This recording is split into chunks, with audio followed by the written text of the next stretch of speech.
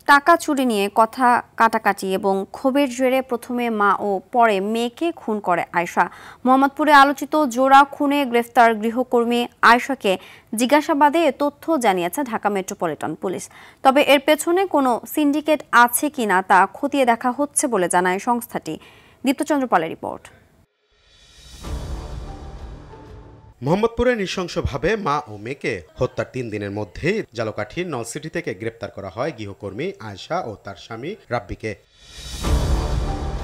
চলতি বছরের জুলাই মাসে ৮,০০০ টাকা ও স্বর্ণের আংটি চুরির ঘটনায় আয়েশার নামে অভিযোগ করা হয়েছিল। সেই চুরির ঘটনায় পাওয়া একটি নম্বরের সূত্র ধরে সাভার, বরিশাল ও সবশেষ ঝালকাঠিতে তার দাদা শ্বশুর বাড়িতে অভিযান চালিয়ে গ্রেপ্তার করা হয় আয়েশা ও তার স্বামীকে। পুলিশ বলছে হত্যার আগের দিন আয়েশা ওই বাসা থেকে ২,০০০ টাকা চুরি করে। সে নিয়ে তাকে পুলিশে দিতে চেয়েছিল নিহত গৃহকর্তা লায়লা আফরোজ। চাঞ্চল্যকর এই জোড়া খুনের কারণ অনুসন্ধানে আয়েশা বলে, কাজে আসার দ্বিতীয় দিনে সে বাসা থেকে ২,০০০ টাকা চুরি করে। এ নিয়ে গৃহকর্ত্রী আয়েশাকে প্রশ্ন করলে তার সাথে গৃহকর্ত্রীর বাক বিতণ্ডা হয়। চতুর্থ দিন কাজে আসার সময় আয়েশা বাসা থেকে একটি সুইচ গিয়ার চাকু নিয়ে আসে।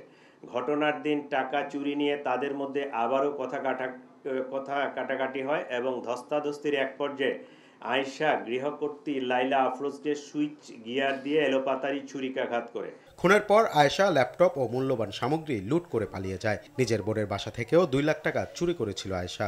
ঘটনার সময় আয়েশা নিজেও আহত হয় এবং রক্তমাখা কাপড় চোপড় পাল্টিয়ে মেয়ে নাফিসার স্কুল ড্রেস পরে বাসা থেকে বের হয়ে যায়। যাওয়ার সময় ব্যাকপ্যাকে একটি ল্যাপটপ, মোবাইল ফোন আরও কিছু জিনিসপত্র নিয়ে যায়। গৃহকর্মী রাখার আগে তার পরিচয় নিশ্চিত সহ যাবতীয় তথ্য যাচাই করে কাজে নিয়োগ দেওয়ার আহ্বান ডিএমপির। গৃহ সহায়তাকারী রাখার পূর্বে অবশ্যই তাদের পরিচিতি নিশ্চিত হবেন। দীপ্তচন্দ্র পাল, RTV, ঢাকা।